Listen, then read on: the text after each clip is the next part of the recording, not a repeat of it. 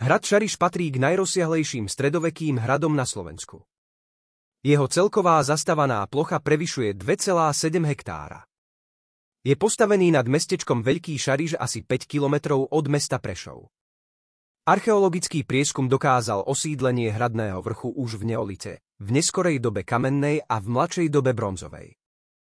Ďalšie obdobie osídlenia bolo preukázané na prelome letopočtu až do 4. storočia nášho letopočtu. Táto kontinuita bola prerušená a pokračovala až v 10. storočí. Presné obdobie výstavby základnej stredovekej stavby nie je známe. Prvá zmienka o hrade pochádza z roku 1245 a spomína hrad menom Sarus. Hrad bol postavený, aby chránil severojužnú obchodnú cestu údolím rieky Torisy. Už od začiatku bol kráľovským hradom a bol sídlom kráľov v čase, keď sa zdržiavali v Šariši. Po vzniku Šarišského komitátu v 40. rokoch 13. storočia sa stal sídlom šarišských županov. Na začiatku 14. storočia sa hradu zmocnil rod Omodejovcov, nepriateľov kráľa Karola Róberta. Noví majitelia hrad rozšírili o obytné i hospodárske objekty a zosilnili jeho opevnenie. Hradný kapitán Demeter z neho terorizoval okolité mestá a kráľovi verných Zemanov. Po bitke pri Rozhanovciach v roku 1312 sa stal opäť kráľovským majetkom. Kráľ Žigmund daroval hrad v roku 1405 Petrovi Perénimu a od neho ho neskôr získali Šošovci. Na krátky čas, v rokoch 1441 až 1460, obsadil hrad Ján Jiskra z Brandýsa. Po neúspešnom obliehaní ho nakoniec dohodou získal kráľ Matej Korvín. V druhej polovici 15. storočia bol majetkom Peréniovcov, ktorí ho opäť rozšírili a opevnili novým hradným múrom. Peréniovci v roku 1526 po bitke pri Moháči prešli na stranu Jána Zápoľského a v roku 1536 okupovali Košice. Cisárske vojsko hrad obliehalo a v roku 1537 aj dobilo.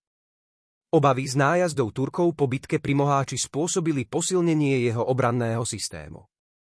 Hrad Šariš sa týmto stal centrom habsburskej časti kraja od Tatier po Tisu.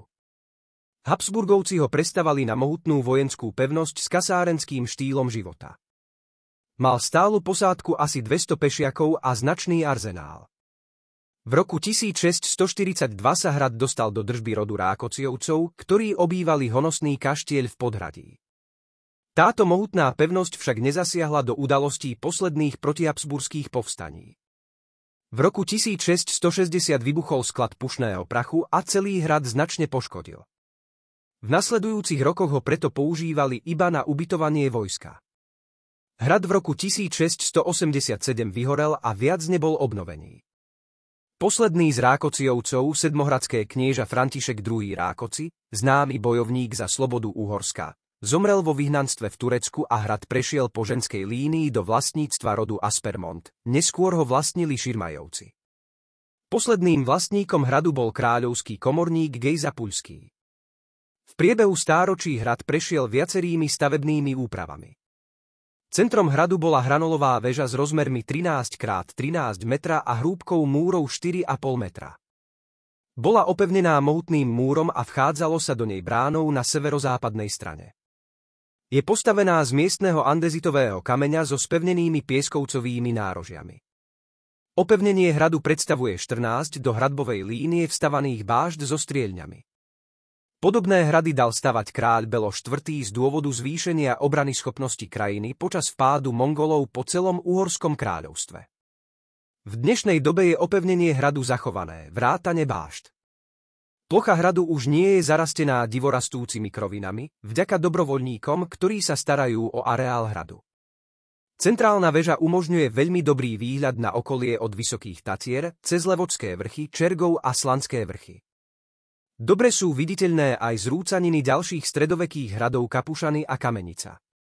V podhradí sa nachádza archeopark približujúci život v stredoveku. Podpor nás palcom hore a pre viac videí a podcastov zadaj odber.